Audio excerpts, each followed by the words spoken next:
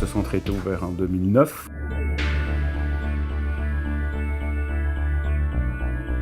Bon, c'est un centre très compact et très dense, donc c'est sur un seul niveau, donc il n'y a pas d'ascenseur. Dès que vous mettez un ascenseur dans votre processus, elles se ralentissent. C'est 860 mètres carrés et les distances sont très très courtes et la grande particularité c'est qu'il n'y a pas de lit.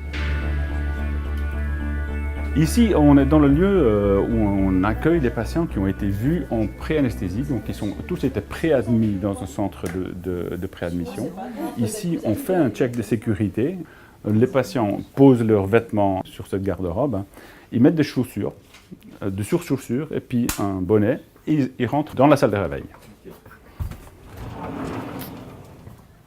Les patients ils sont donc directement accueillis dans la salle de réveil. La salle de réveil fait 160 mètres carrés, il y a 15 places et elle est conçue vraiment comme une salle de réveil. Donc c'est un espace très ouvert avec 4 box séparées par les cloisons et puis chaque place est séparée par des rideaux. Bonjour. Bonjour. Comment ça va? Très bien, vous? Moi ça va, j'ai fait la fête, mais ça va. Donc l'intimité des patients est garantie, mais surtout il y a une vue d'ensemble qui peut être assurée par l'infirmière, qui en se positionnant derrière son desk, a une vue d'ensemble de à peu près tout le centre. Donc il n'y a pas de patient qui échappe à sa vigilance. Il n'y a pas besoin de sonner, on n'a pas de sonnette, donc ça se fait comme ça. Donc le patient il vient ici, il est perfusé par l'infirmière dans la salle de réveil, il est monitorisé par l'infirmière, il patiente un petit moment, le temps que la place en salle d'opération se libère, et le patient est acheminé au bloc opératoire, directement sur la table d'opération. Donc comme vous voyez, il n'y a pas de lit ici, les gens ils sont directement accueillis sur la table d'opération. Ce qui a un gain en termes d'ergonomie, donc c'est pratique. On n'a pas besoin de transbahuter le patient du lit sur la table d'opération.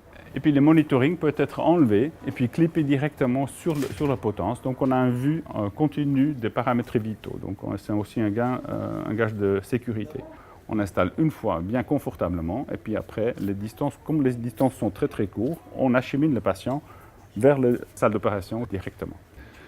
Voilà, le patient, il est amené sur sa table d'opération toujours dans cette petite zone. C'est une zone très ouverte, mais ici on a une zone un petit peu confinée dans laquelle on peut faire les checks de sécurité. On peut demander au patient de répéter sa date de naissance, etc. Ça se fait ici, donc il n'y a pas d'oreille indiscrète qui traîne. Et on peut rentrer dans le bloc opératoire. Alors, on va juste mettre le masque. Donc ici, c'est une salle d'opération très ouverte, comme vous avez pu voir, dans laquelle il y a 2 salles d'opération dans le même espace.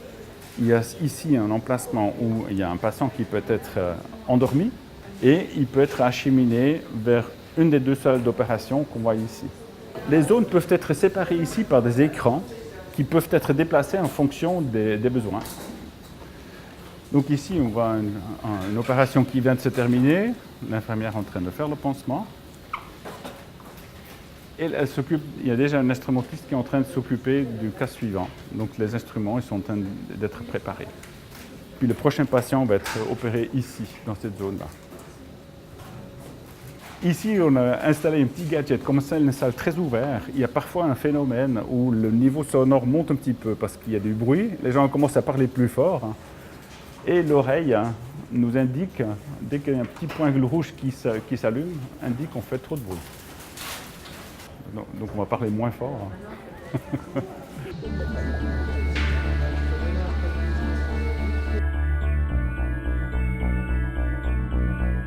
On fait une rachianesthésie donc avec un bloc des adducteurs.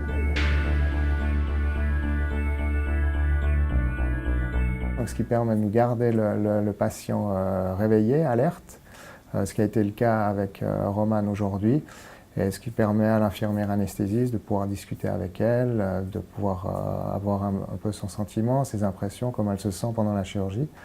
Certains écoutent de la musique, certains peuvent voir aussi des vidéos qu'on met aussi à disposition. Ou alors si vraiment des patients souhaitent être complètement, je dirais, inconscients entre guillemets, on garde le même processus, mais on peut rajouter un principe de sédation pour les faire juste légèrement un petit peu dormir, quoi. Je suis bien. Je sens pas ma jambe droite, donc c'est bon. Alors, une fois que l'opération est terminée, comme on voit ici, on prend le chemin en sens inverse. Le patient, il repasse le même chemin et il va regagner la place qu'il avait auparavant. Et puis là, c'est une infirmière qui le surveille, qui va vérifier que les paramètres vitaux soient bien stables, qu'il n'y ait pas de douleur, pas de nausée. Les critères de remise à la rue ils sont délégués à l'infirmière. Donc nous, on s'est basé sur les recommandations de l'IAS qui dit qu'il faut séparer les flux des patients ambulatoires et puis stationnaires. Ça, c'est le minimum nécessaire. Le deuxième, c'est de vraiment faire un bâtiment spécialement dédié à cette activité. Une autre recommandation de l'IAS, c'est de mettre une équipe consacrée dans ce centre. Donc il y a une espèce de culture de chirurgie ambulatoire qui s'installe. L'hôpital, c'est un endroit très complexe, et puis ici, on essaye d'optimiser les flux en les simplifiant. La simplification étant la sophistication ultime.